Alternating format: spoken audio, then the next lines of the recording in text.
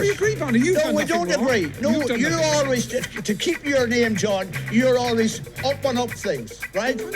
You're a farce, and so is he. He knows nothing about race. This man was a brave man over the jumps, whatever else he Brave man, he was an underachiever.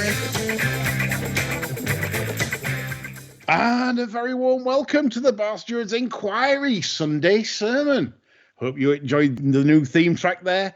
My name's Lee Keys of systembet.co.uk, and joining me, as always, to chew the fat to this very exciting edition where we've got lots of questions, and we do thank you for this because it makes for a very, very entertaining show coming up. It's John Lang, as always, of John Joe's Blogspot. Welcome, John.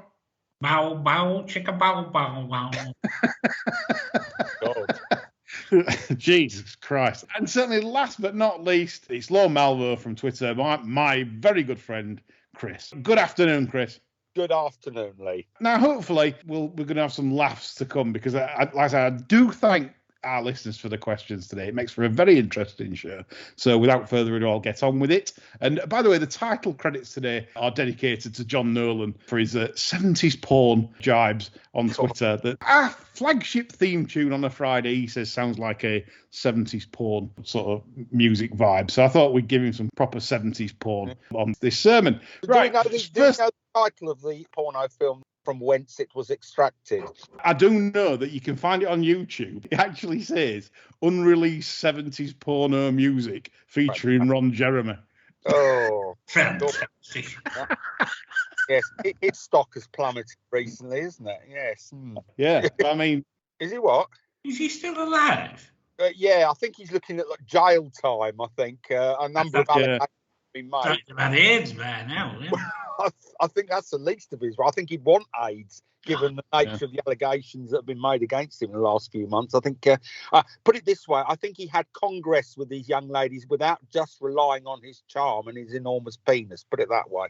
I dare anyone to think of Ron Jeremy and not think of hairy chest and tash. I mean, it's archetypical look. And I'm not going into detail about what anyone thinks about his other features. But anyway, cancel this. We're going to start with a review of Saturday's racing, which featured, let's be right, I mean, Pumpkin gets a lot of slating sometimes from this podcast, like many trainers do. But I think it's fair to say, chaps, old Pumpkin really did have a good crack today. And I think he should be sort of, applauded for that, for sending out the artillery and making it quite interesting. John, what's your thoughts on Pumpkin sending out his Sunday best this weekend?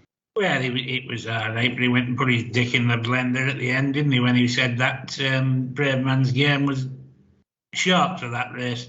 Oh, I've left a lot to work on. Have you, fuck?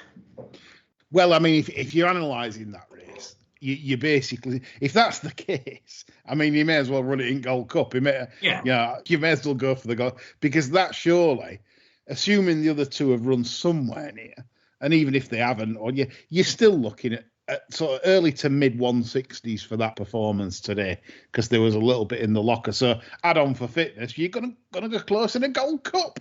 But yeah, it was a smashing performance from Brave Man's Game. I didn't have any bets myself, but I was pleased to see that happen because he is a favourite of mine. I said earlier on one at Pods earlier season that I think he was wasted over hurdles. He's just so athletic. So he's a natural jumper. He's a natural physical chasing specimen. I hope he hands the Irish arses to them on a plate at the Fez. And that performance today certainly doesn't weaken his credentials. It's probably the best piece of form on offer over here and over there so far of the fences this season. So I do hope that Brave Man's Game can get the ball rolling for the Brits this year at the festival. Now, which brings on to a question. Darren, can Britain win a race at the Cheltenham Festival? I think not, he says. What's a statement that is? I think we've seen the Arkle winner today in Edwardstone. Thoughts, chaps? Well, sure, we can win a race. Yes. Well, I mean, all right. The Supreme Novice might be looking more dodgy now because obviously you've got Dysart, Dynamo. There's Mullins that can certainly muddy the waters in the Supreme Novice for Popeye's Constitutional and John Bon.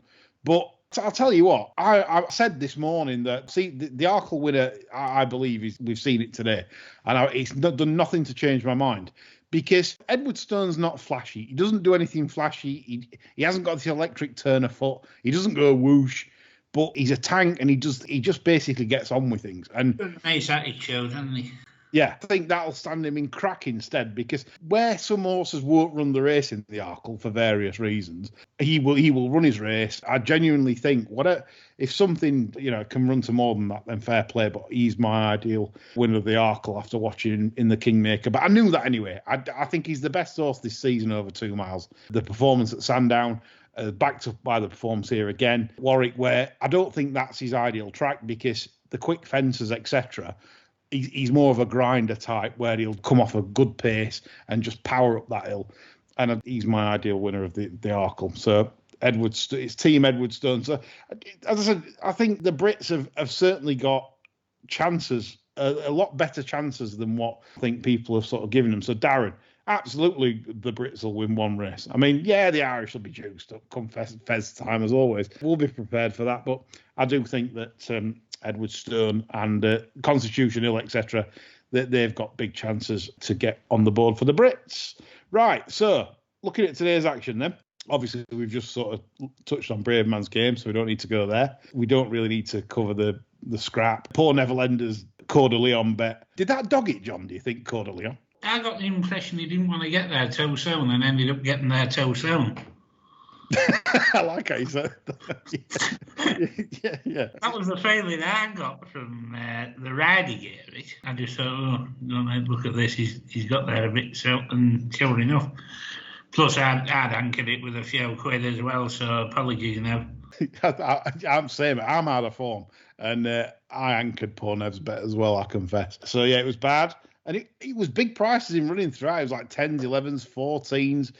I kept filling my boots, and then it's always going all right, wasn't it? Yeah. There was never any damage. But poor Nev, it was a quality nap, and a bit unfortunate not to collect. The Denman chase. Now this is annoying me, because the Tizard snout popped up on the bar stewards threads, and giving it the big. Ugh. The Tizard snout, as I've said before, he's been on the chase as the Tizard snout. He got beat, but he went on the ITV's chase in his pink and white top. He's the piss guzzler as well. Guzzles it out of a kettle, John, doesn't he? Like pours it in his mouth sideways. Dirty bastard. He is. This shows him up for what he is. Tizard has been shitting winners these last few days. Yes. Where is the Tizard snout? Bar Stewards listeners needed him. We all were waiting for these good bets. And yeah. And Eldorado Allen pisses up in the Denman chase, and he's nowhere to be seen. I've no doubt he'll pop on a thread. Now we've called him out, and I've no doubt he'll pop up and say he's backed it. But Eldorado Allen winning the Denman chase from Royal Pagaille. Bored Des Herbeux in third. He's very bored now. If you remember last season with Clan Des Herbeux, John, he was perked up by the old sheepskins, and he put probably one of his career best performances up at Aintree when he just blitzed the field and then beat Albor Photo at Punchestown in their backyard. So he was clearly enjoying life back in the spring. However, I was disappointed with him in the King George's finishing effort, if I'm honest. And then I think that just rubber stamped it, that he's very, very bored with life at the moment. And I think the blinds are coming on for Aintree and Punchestown this spring. I've never really took to us, to be honest. I don't think he's an outstanding specimen physically. He's like what a lot of people had compliment him by saying he's an athletic-looking chaser. I don't think he's got much of a front end on him myself, and he's never really appealed physically. He's not one for me under any circumstances. I've never really said, right, he'll win that. But don't you find the Tizard yard completely unfathomable? They're one of those yards that you just can't get a handle on at all. I'm not sure whether it's me or whether they actually don't know what they're doing. I know everyone sort of said, oh, yeah, they're fantastic, but I don't know. I don't know whether they've just got really, really lucky with the patronage they've enjoyed when they had a really purple patch a few years back and got big owners in, spending big money. I have no faith in them at all. No, I just don't know if they're any good or not. I don't know. Look, maybe they are, but I can't seem to get a handle on them at all. The other thing as well is time was pretty good. Looking at the time of the race, comparatively to, say, the 2 mile chase, for example, the game spirit, Game Spirit was slow by 3 seconds, and this was slow by 3 seconds, obviously over a much further distance. So the time does back up the runs. Like you say, very strange form, but Flanders Obo looked incredibly bored for me. He was coming off the bridle down the back as if he couldn't be bothered. That was get out stakes for anyone that had bet him, because you could see he was just coming under a niggle, and you're thinking you shouldn't be niggled really with Eldorado Allen in front of you and Imperial Aura. Eldorado Allen is rated 155, Imperial Aura 159. So if you're coming off the bit, you're a bit bored with life. And so I'd say the headgear is their only chance for Clan to come back to last spring's form, which, by the way, it's not beyond the realms of possibility. It's just that they're not betting propositions, are they, John? Not. You can't bet my confidence at all. And that seems to be the case at the minute with the 3 mile chasers. That, there was that race in Ireland last week. Now for them, ran like there was something wrong with them. I think the picture is very, very muddy going into the Gold Cup. I know, it is. Certainly, it'd be interesting to see going into the Gold Cup. Late market moves could be interesting, because I genuinely believe if it's a sort of a difficult year to win a Gold Cup, I always think late market moves are good, because they know they've got the horse spot on. And I think that means a lot. Because literally you could be rated 170 and run to 150 if you're not quite right. And that's where the late moves for the Gold Cup could be interesting. But we go on to the Game Spirit chase. Obviously, I made the point on Friday that this wasn't a great race, really. An interesting race, a good betting race, but just not really whatever won, you weren't going to be bouncing. And I think after we'd watched it, we got the same opinion, John. Correct. The only conclusion I drew from the race was that Hitman shouldn't run over 2 mile again, really. Why do you think that? Is it just hasn't got the gears for it? I don't think so, no. Yeah. I think it's desperate for 2.5. Yeah, no, probably like a fair point there. Do you remember when Hitman ran against that little speedball of Skeltons at last year? What do you call it? All Mankind. Yeah. At Sandown in the Henry VII, and All Mankind just literally blitzed it for pace. Really, he just went off from the front, bang, bang, bang. And Hitman just were never really in his comfort gear, and he could never ever get it back. So you make a good point there. Maybe they'll think about that now. Definitely not a bang 2 miler on that. No. I agree with what you're saying. I'm not so sure about his resolution at the moment either. That's certainly crept into my mind if he's getting a bit fed up and bored, because you wouldn't bet on him, would you? Yeah. So then we got the Betfair Hurdle, which was not a good race for me as usual. Okay. No, and some disappointments certainly in there. And just a question from one of our on YouTube, Iron Smiler, he's a contributor on YouTube, and obviously I don't mention him very often. He sometimes comes up with questions, and he says this is about the national season in particular. And he does mention the Betfair Hurdle. He says the field sizes are really concerning, aren't they, chaps? 14 in the Betfair Hurdle, including something out the handicap. There will be Christ knows how many balloted out of the county hurdle at Cheltenham, which is for far less prize money. Yet all we are hearing whinging from trainers and owners about prize money. What's going on? Yeah. The Cheltenham obsession continuing to destroy the rest of the season. An increasing dearth of 2 mile hurdlers due to increased flat opportunities overseas, probably the Middle East, probably Australia. They like buying our better staying types, obviously because they got the Melbourne Cup, the Caulfield Cup, the Cox, etc., etc. So literally, we're losing our best talent year after year. When we used to think, oh, right, let's send one of our top 2 milers over hurdles, that's happening less and less. And I think that's a very good point he's made, because if you look at the champion hurdle picture, right, probably for the last few years, it's been like really weak. It used to be like the champion hurdle was like used to be the buzz race. They're like, whoa, we've got 3 or 4 rockets here, blogger style. Now it's all about one mare from Ireland, and you just think, well, why is there such a? And I think Iron Smiler's gone a long way to explain that, John. He has really. I mean, it's got to be to do with the exodus of our horses at the end of the 3-year-old careers, really. I mean, there's got to be some jumping prospects that's going towards them. I mean, the champion hurdle this year, it's looking like a lap of honour, isn't it, for Christ's sake? Yeah. There's no buzz about the race whatsoever. The Supreme was a joke last year. It'll probably throw a decent horse up this year, you would maybe hope. But again, we're not going to get a big fail for it, I don't think. It's the 2 mile hurdling division's in crisis, I would say. Yeah, because as you know, all the Supreme novice winners tend to be, I mean, some might make up into champion chasers, but in general, they always get further because they've been in the point-to-point field, or it's not known as a speed contest. And that brings me on to another thought for Cheltenham, the racetrack itself. Why are they running the champion hurdle on the old course, which is far sharper than the new course? I just genuinely feel that it will probably be a better spectacle on the new course, which is a lot stiffer. It's a longer running. It requires a little bit more stamina than the old course, which is just literally a whippet track, really. And I think that might help to a degree. But, it might help some of these more stouter national hunt types become champion hurdlers rather than the old course at Cheltenham, which is literally all about you need that foot. If you haven't got that foot, you're a million. Ishtabrak would have won over the old course, though, wouldn't it? Yeah, absolutely. But that was a Son Alliance winner, so it can be. If you're a good enough staying type, you can win round there, can't you? Yeah, but I do think Iron Smiler comes up with some good points as to why we've got, especially how we've got a very thin level of quality horses coming through from the flat over the jumps, because they're all getting sold for absolute fortunes, to race abroad, and no one can be bothered these days. Like the old days, you've got Crebensis and some great memories of quality flat horses coming across, and I think less and less now. Absolutely. I mean, it's really worrying for jump racing, I think.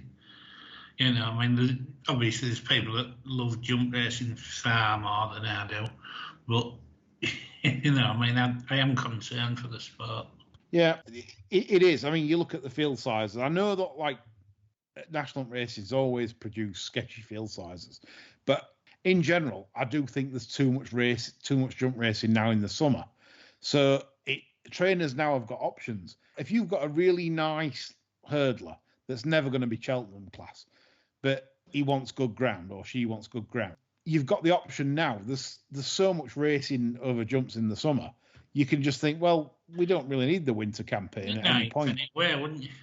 Yeah, we can do something different. I know it sounds wrong to say take choice away, but I've suggested this before, that if you cut the amount of summer jumps racing down, good ground is available for quite large parts of the jump season, because a lot of trainers have been moaning at the amount of lack of soft ground. So yes. I do think if you cut the jumps racing down in the summer, it provides bigger fields, because owners and trainers aren't keeping horses back for the summer jumps. They're running them all the time in the winter. It'd be another little kick up the arse for animal aid and that as well if we did away with summer jumping, because then we could say, well, look, we didn't think it was the safest, so we've done away with it. Well, it's so boring with the overwatering, etc. in the summer, on these jumps. It's not meant to take place. I mean, there's a reason usually why rugby unions played in the winter, because it's a big mud pit fest, and players would get severely injured. I would imagine playing rugby union throughout hard turf during the summer. How many bets did you have between May and September over the sticks last year? Can't think of many. I know how many I had. Nil. 0. For me, it's just not my focus at that time of year. You sort of ingrained to switch on for the winter to bet on national hunt, and in the summer you're ingrained to try and find Royal Ascot winners, and I think that's how it's always been. But for some reason, there's been a shift in the amount of summer jump racing. Now, I don't know if that's bookmaker related or what, but Sundays in the summer are a fucking disgrace. Yeah, you get a Sunday after a decent Saturday when you might have had Newbury and Newmarket on or something like that, and God almighty, you've got fucking Plumpton and Worcester on the Sunday. Yeah, you have. I mean, like you said, Chris, John, Sunday, middle of summer, you should be having 2 or 3 nice flat meetings, offering decent races, decent offers for families to go racing. And all I see is like what you've just highlighted: Worcester, Newton Abbott. They can do it because they do it with the guineas mating. Yeah. So, I mean, why not have the July Cup on the Sunday instead of that fucking stupid Super Saturday where they can't get a jockey? Yeah. No, I totally agree, chaps. Totally agree. He's proven it this winter how badly racing's fixtures need looking at and overhauling. Maybe the new chief of the BHA, John, can sort that out. Well, Ruth Quinn's still got a fat ass on her seat there, hasn't she? So, I mean, until we get shot of her, I don't think there's much hope for fixtures. Couple of listeners' questions. Boxing Man's been on. He says, can you discuss the absolute embarrassment of anti-post bookmaking? Look at the Champion Chase 2023, for example. Fernie Hollow's 8-1 and he's out injured. Mercury won a Mickey Mouse bumper and is now 14-1 for the 2023 Supreme. It's a total disgrace. I mean, what I'd say there, though, genuinely the bookmaking game's changed now. It's not what it used to be. It's not really about opinions. It literally is about trying to fleece you the easiest way they can. And they've got a captive audience. They know you want to bet on it. They know you're trying for a bit of value.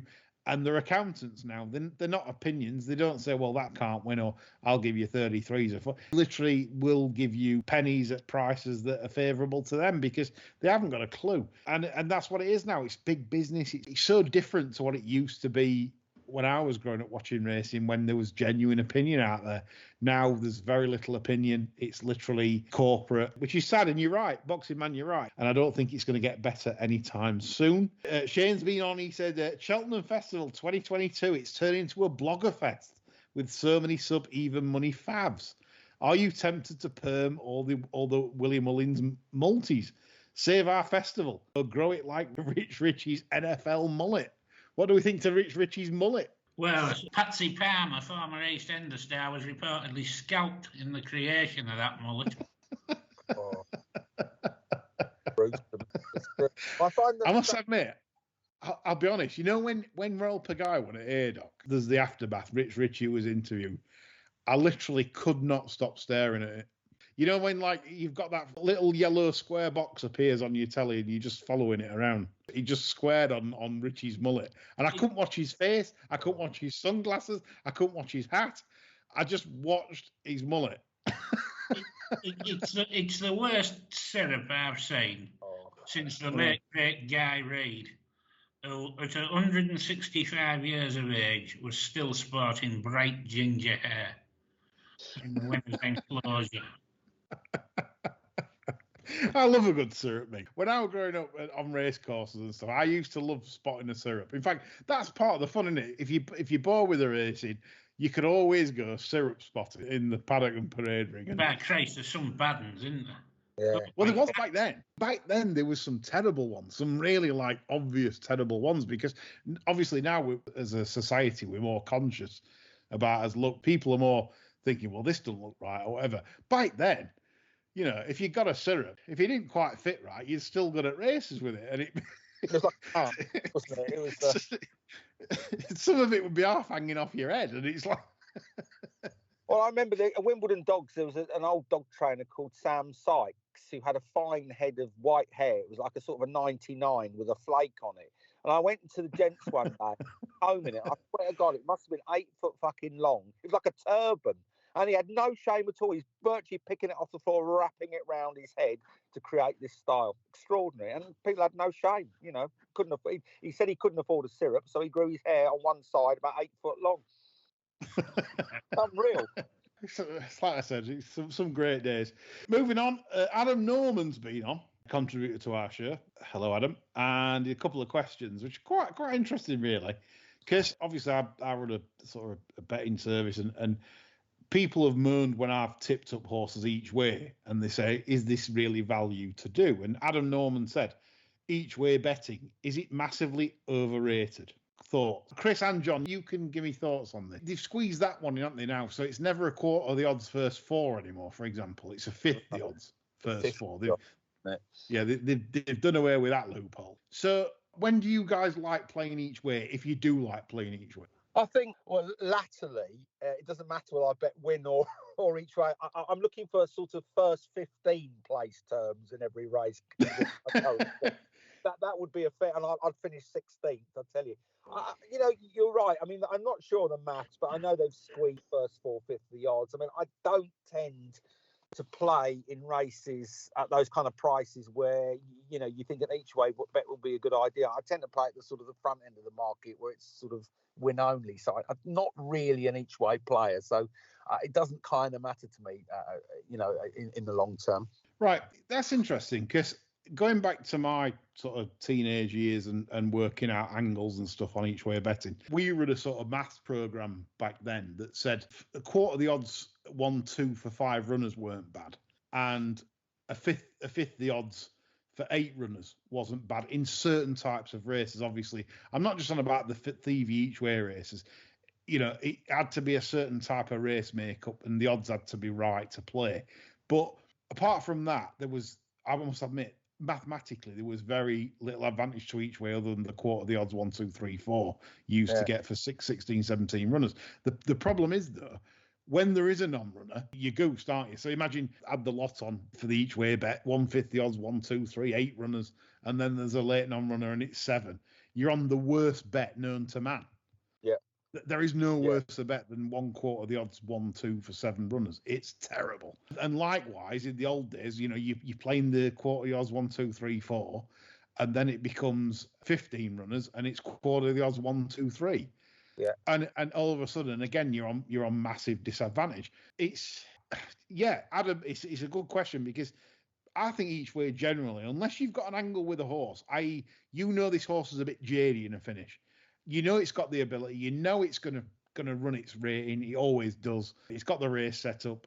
You've got your knife and fork, your chips, and everything's ready to go.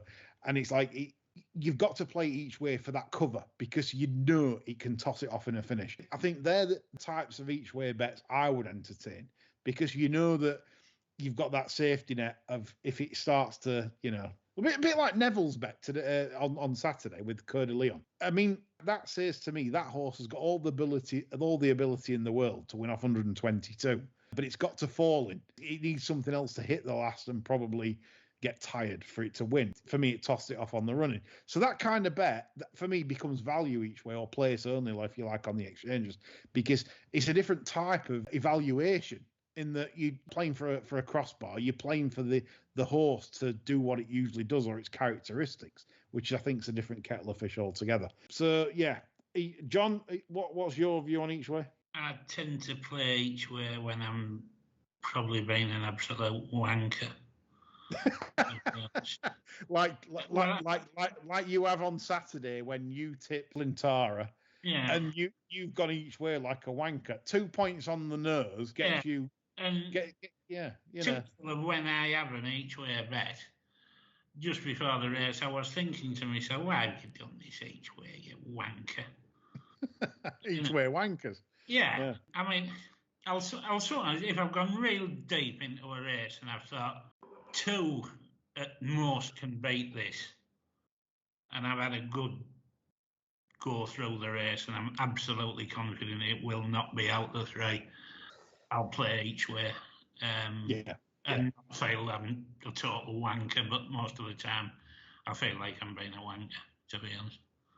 Yeah. Is it massively overrated? Adam Norman, I think the 3 of us say yes, it is overall. Adam Norman's second question, which we'll allow.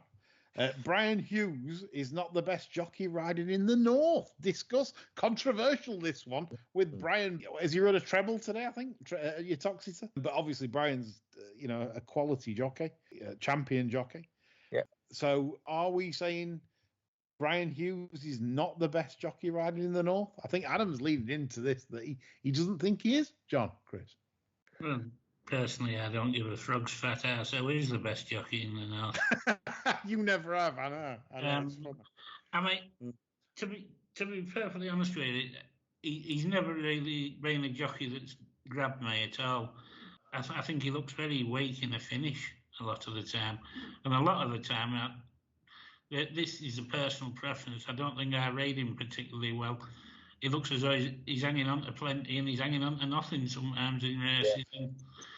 And, that maybe colours my judgment that I find him hard to read in running. Do you think that's like a Norman Williamson kind of style? Oh, man, no, Well, I don't know. He didn't sit pretty like Norm used to lately. I mean, Yeah. Norm, you knew Norm was swinging off it in the fan. You know, I'm not so sure with this fella. You know, it was interesting where he was saying he wouldn't be at Cheltenham because he didn't want to ride 100-1 shots. Well, if you're champion jockey elect, really, I mean, I think it shows a stark lack of ambition not to want to be at the biggest meeting of the year. Not why should you not be riding 100-1 shots, but why does nobody want you for 8-1 shots? Yeah. You know, everything hasn't got stable jockeys about. It's interesting that, you know, there's a reason why, apart from geography, why he doesn't pick up the sexy rides. There is definitely a reason for it. Now, whether it's his kind of communication skills or where he's located, but there's always a reason why certain jockeys don't get the patronage that everyone in the sport says they deserve. And I'm not sure what that is, but he doesn't set the pulse racing, does he? Well, I mean, what's remarkable, if everyone rates Brian Hughes, I mean, the Popeye has had Jerry McGrath, Ned Curtis, and Nico de Bonville. I mean, that kind of horse flesh. Jeez.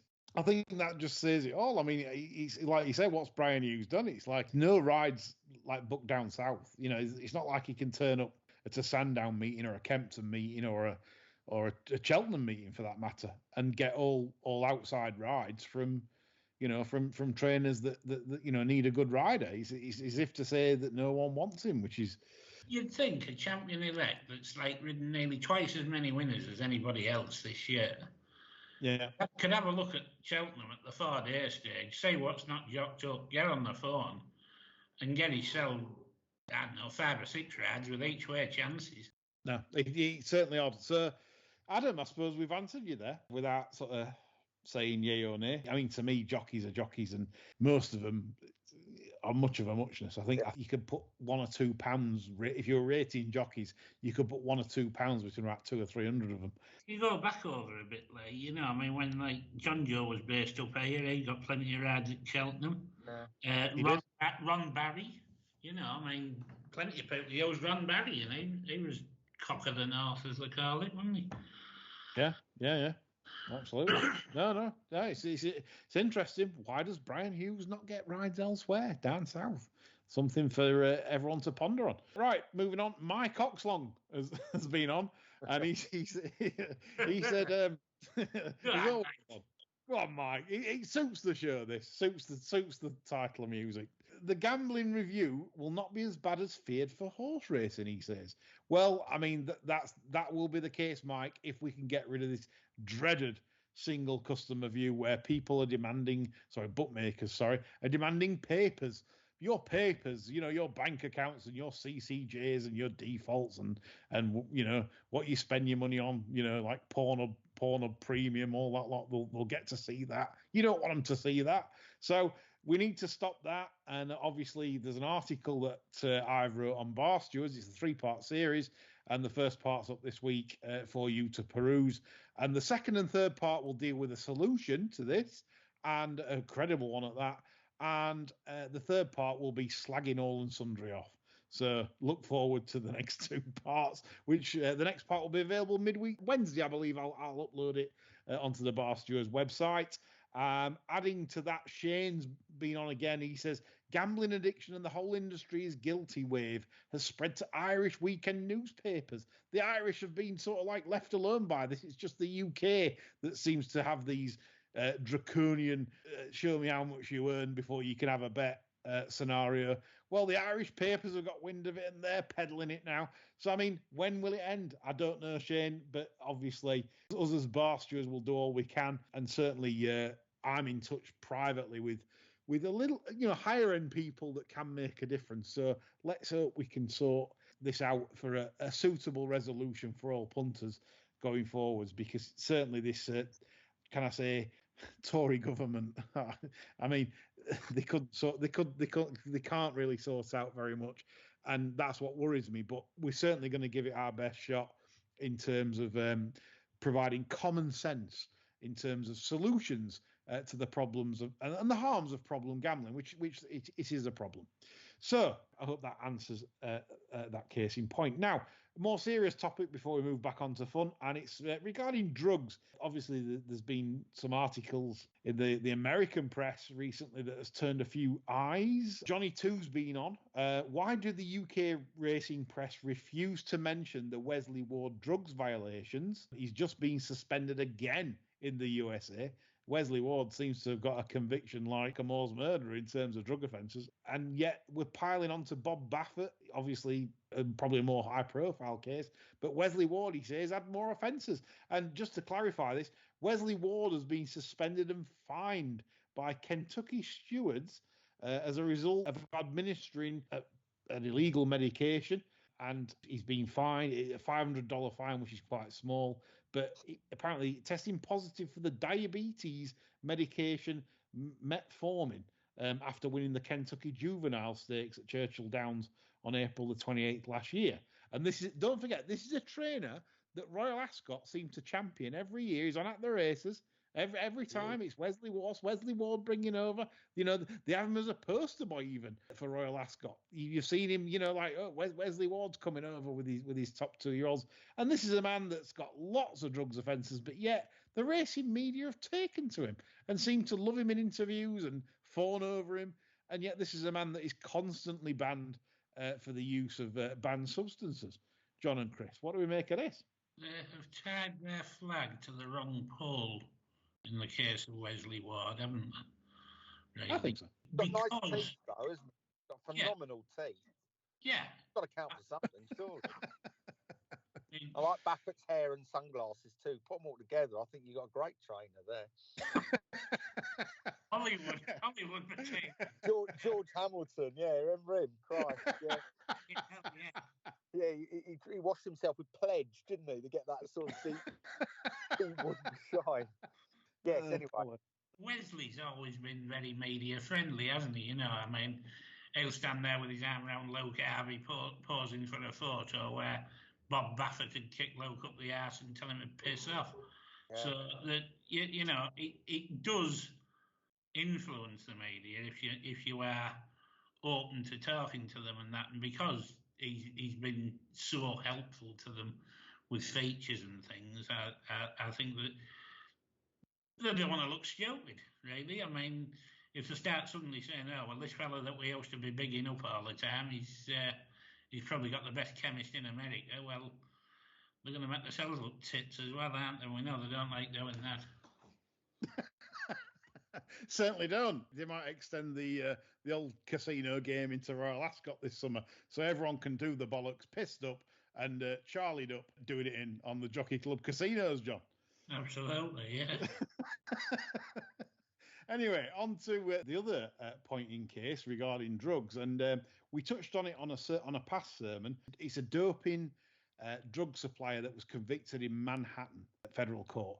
It was a chap called Seth Fishman, who basically had found a way to develop drugs for equine purposes to improve performance that was undetectable by any racing jurisdiction in the world, and he was selling these drugs internationally. The FBI investigated, massive case, which again, why I'm quite alarmed as to why, chaps, that the British media aren't all over this, given that the FBI he stated in the case that he had several international clients. Now, how is that not possible then, for that not have filtered into British and Irish racing, John, Chris? They're frightened to death they open a can of worms here, and if they dig too deep, they'll find out about Johnny J and the real Slim Thady driving a camper van out to the middle of nowhere and stripping to the Y front and creating the racing equivalent of crystal meth. Yeah. That's probably the top and bottom of it. Yeah. You This, to me, should be really damning for any industry in the world. Imagine you turn racing and everything in this case is for football, right? And this chap was supplying world-class footballers with the same dope testing avoidance drug capabilities. So world-class footballers or any footballer for that matter, was getting probably further career prospects because obviously his performance had improved massively. this would be big news in the football world would go ballistic at this, right? They wouldn't hide this. This would be all over Sky Sports News. This would be like a bit like Salazar did with for the Athletics and the Russians with with their athlete. It'd be all over the news and the world media. So why is it because it's racing? So this is a high-profile case. It's there for anyone to view online. Seth Fishman, all you got to do is Google it, read it for yourself, and you tell how serious it is. This is mega. This is how to beat the system. And this is why trainers over there in America are on 40%, 35 and 40% strike rates. And this is serious. This is serious stuff. Yet the British media and the British racing have not acknowledged this. No one's acknowledged it. The racing channels, no one's acknowledged it. There's no racing media, though, is there? I mean, all we have is a sort of terrestrial channels and a daily comic that is just simply one huge promotional brochure. These aren't journalists; these are PR reps dressed up as journalists. Look at the Racing Post. I mean, it's essentially a student newspaper. It's full of lifestyle articles. Pieces about why this horse is great value at 16-1 for the stayers, but no acknowledgement that no one can get a bet on. So there is no media. So any expectation that any of these stories will bubble to the surface is, fanciful. They're not going to, because they're not journalists. They're PR reps. That's it. Yeah. John, I mean, what's your betting that Wesley was the poster boy at Royal Ascot again? They'll do that because they're lazy as well, aren't they? They wouldn't dig anybody else out because they know he's a go-to man, so they know he'll do it. And they'll just repeat until everybody's sick of it, won't they? Yeah, no, absolutely. But anyway, so thanks for those questions on those serious topics, and we hope we've gone the way to sort of answer them. Well, it's hard to answer them really because we know where the standing should be in this country. There should be a lot more outrage at this kind of thing in this country, and investigations. Don't forget, the FBI will probably have records of the dealings of this Seth Fishman, who he's been dealing with. They'll have all the contacts, the phone detail, they'll know the lot. So why is that not in the public domain? Let's see if like it's ended up in Dubai, a lab in Dubai for Godolphin, etc. Who knows? That's the thing. The public should be knowing, should know this, that who it's gone to, who's been buying it, etc., etc. That's more important, so we know where it's going and who's at it. We'll finish with some fun part after some serious racing business there. And Nick Davis has been on Zilzal. We'll have Nick Davis back on for the flat because he's a great contributor. Loves his West Ham, does Nick. He'll not be loving Kurt Zuma though, because Nick's a cat lover, John, and he'll be upset at what old Kurt's done. Kicking the cat, but he's been on with a good question here, and this is a good hypothetical question. And he said, seeing Pat Edray like winning on the snaff, Epsom circa 1984, if he had been stable jockey at the time, would A, Frankel ever come off the bridle, and B, what would have been his highest rating? John, I'll let you answer this. Well, I think Frankel would have come off the bridle because he didn't exactly piss up on debut. He only beat Nathaniel half a length, and I don't think Pat, in spite of Pat probably being 12 pounds better than Tom Quayle, I don't think he would have. I don't think he got him to win that on the bridle. So he would have come off the bridle at some point in his career. Also in the Champion Stakes, his last race, I couldn't have seen him winning that on the snaff either. I gave him 133 for that, by the way. I never actually got him rated his 140. I gave him his best performance, the 11-length demolition of Acceleration at Ascot. Queen Anne. Yeah, I gave him 139 for that. That was stunning. Yeah, and York was good as well, but I think his two best were probably Over the Mile, the Lockinge, I think it was as well, when he beat Acceleration. Again, it was only 5 lengths, but I think that was tip top. Yeah, I mean, it's a funny thing, isn't it? I mean, they all said Shergar would have been a lot better if Stout hadn't signed Wally up that year and Leicester had rode him all year. They said he'd have lasted longer because Leicester had been winning a length at Sandown and Chester and probably 2.5 in the Derby, and he'd have probably lasted to the Ledger and pissed up. But so it's hard to say with Frankel because he was quite explosive, wasn't he? And probably had to keep a lid on as well for Quayle, Well, I mean, the Guineas, I said that. I was sat in the running office that day, and obviously I didn't play. I didn't back all A. I just looked at the fractions or just what he was doing. I'm thinking, geez, you can't do this, surely. No, you can't just go 6 or 7 clear after. No.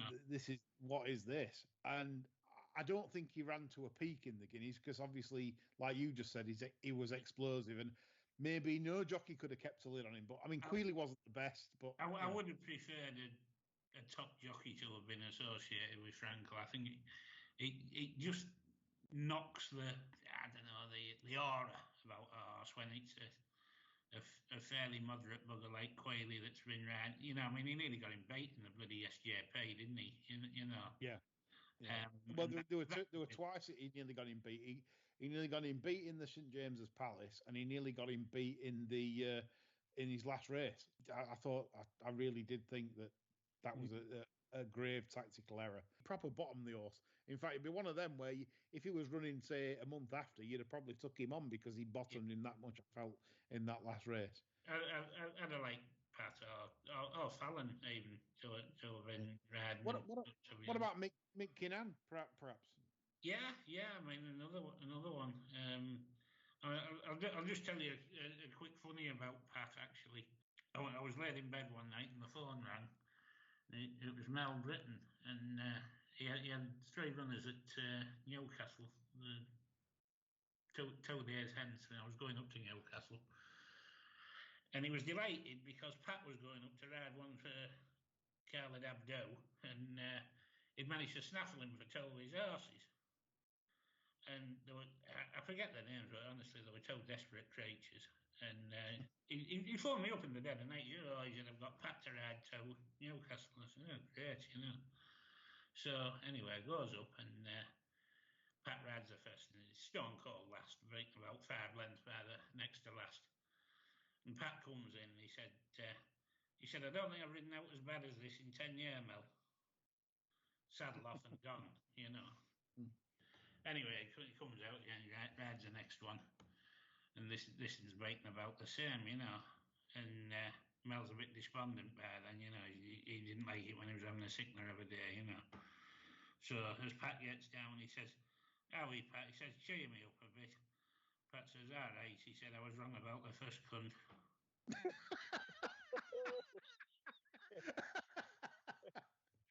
Yeah, love the old style humour there. Yeah, from Jocks, etc. Yeah, I can imagine Pat saying that as well. Yeah, brilliant, John.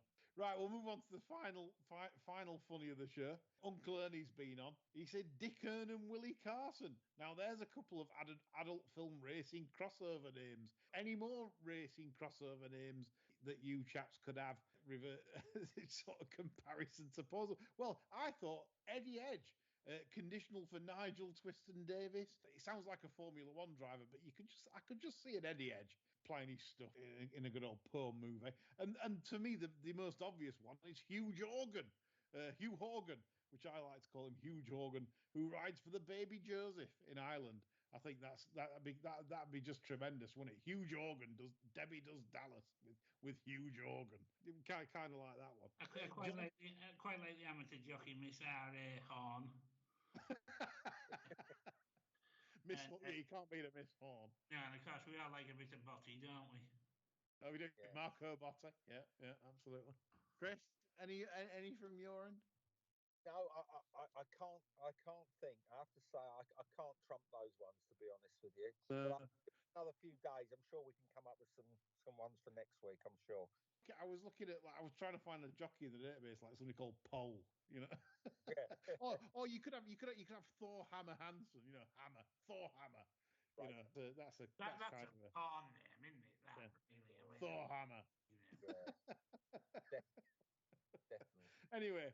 So Uncle Ernie, we've come up with a few there. I hope you enjoyed that. We hope you enjoyed the show. It's been quite action-packed, and we thank you very much for your questions because it has made the show. And you can see the difference. Your questions do help us to have a lot of fun also, as well as the serious racing issues.